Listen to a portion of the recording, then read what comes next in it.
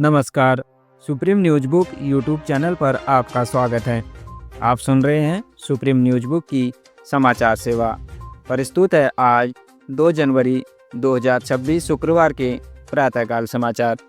सबसे पहले मुख्य समाचार। भारत और पाकिस्तान ने परमाणु प्रतिष्ठानों और जेलों में बंद कैदियों की सूचियों का आदान प्रदान किया। दूषित पानी से हुई मौतों के बाद कलेक्टर ने जांच की तेज। एनएचआरसी ने लिया स्वतः संज्ञान। खालिदा जिया के जनाजे में जुटे दक्षिण एशियाई नेता मोहम्मद यूनिस ने कहा, सार्क की भावना अब भी जीवित है। ऑस्ट्रेलिया के बाजारों में आज से भारतीय उत्पादों को मिलेगी शुल्क मुक्त पहुंच। कर्नाटक में 5 जनवरी के बाद कैबिनेट विस्तार की संभावना, कांग्रेस आलाकमान के फैसले का इंतजार। उत्तर भारत में घने कोहरे और शीतलहर का प्रकोप जारी, पहाड़ों पर बर्फबारी का अलर्ट।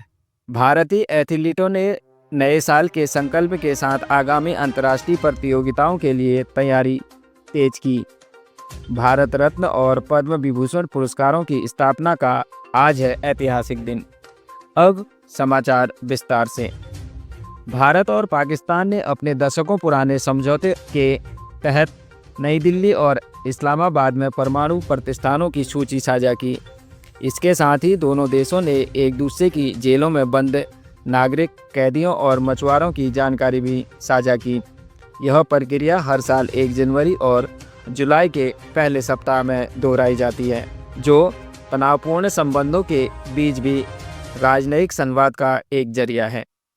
मध्य प्रदेश के इंदौर जिले के भागीरथपुरा क्षेत्र में दूषित पानी पीने से 7 लोगों की दुखद मौत हो गई है, जबकि 40 से अधिक लोग अभी भी अस्पताल में भर्ती हैं।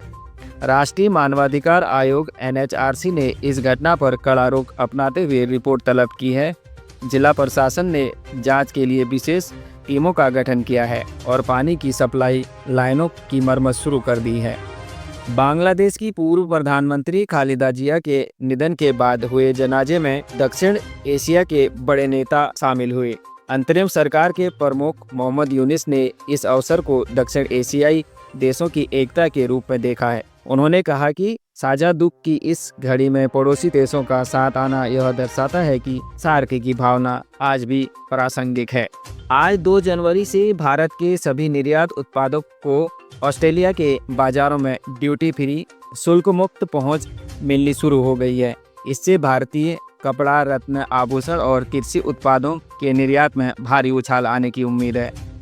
कर्नाटक में कांग्रेस की सिद्धारमैया सरकार के भीतर बड़े फेरबदल की शुभगांठ तेज है। एमएलसी सलीम अजीज अहमद के अनुसार 5 जनवरी के बाद आलाकमान से चर्चा कर नए मंत्रियों को शामिल किया जा सकता है, जिससे राज्य की राजनीति में नए समीकरण देखने को मिल सकते हैं।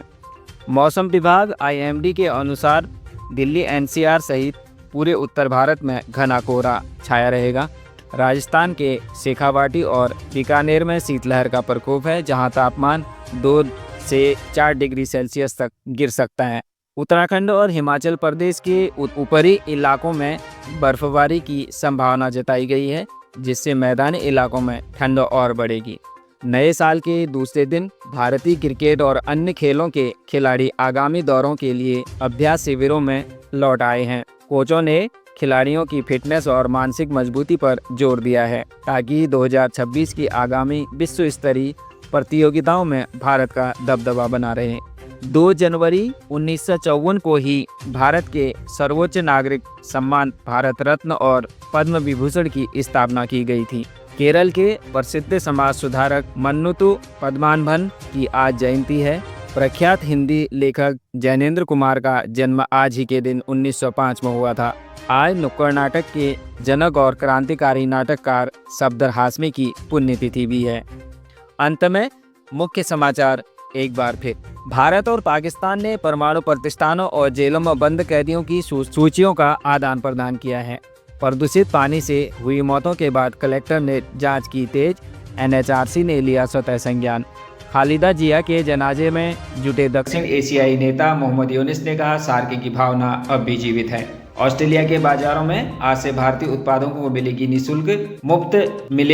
शुल्क मुक्त पहुंच। कर्नाटक में 5 जनवरी के बाद कैबिनेट विस्तार की संभावना, कांग्रेस आलाकमान के फैसले का इंतजार। उत्तर भारत में घने कोहरे और शीतलहर का प्रकोप जारी है, पहाड़ों में बर्फबारी का अलर्ट। इसके साथ ही Supreme News Book YouTube channel का यह प्रातःकाल समाचार बुलेटिन समाप्त हुआ। देश दुनिया की तमाम बड़ी खबरों के लिए जुड़े रहिए supreme News Book YouTube channel के साथ। नमस्कार, जय हिंद, जय भारत।